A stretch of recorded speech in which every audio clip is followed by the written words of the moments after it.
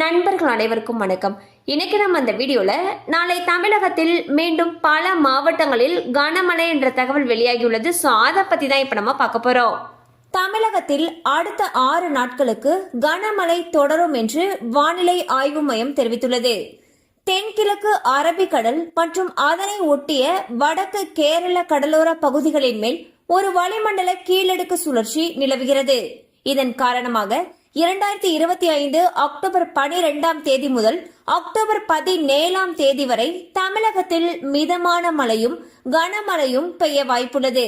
அதன்படி அக்டோபர் 12ஆம் தேதியான இன்று கோவை, நெல்லை, நீலகிரி, தேனி, தென்காசி, மதுரை, திண்டுக்கல், திருச்சி, சேலம், நாமக்கல் ஆகிய மாவட்டங்களில் கனமழை பெய்யக்கூடும். மேலும் அக்டோபர் 13ஆம் தேதியன்று கோவை, திருப்பூர், நீலகிரி, ஈரோடு, தேனி, திண்டுக்கல், சேலம், நாமக்கல் ஆகிய மாவட்டங்களில் கனமழை பெய்ய வாய்ப்புள்ளது.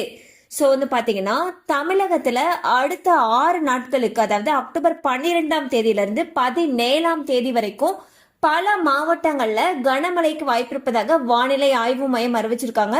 சோ மழை அதிகமாக பெய்யும் பட்சத்தில் அந்த பகுதிகளில் இருக்கக்கூடிய பள்ளி கல்லூரிகளுக்கு விடுமுறை விடப்படுவதற்கான வாய்ப்புகளும் அதிக அளவுல இருக்கு.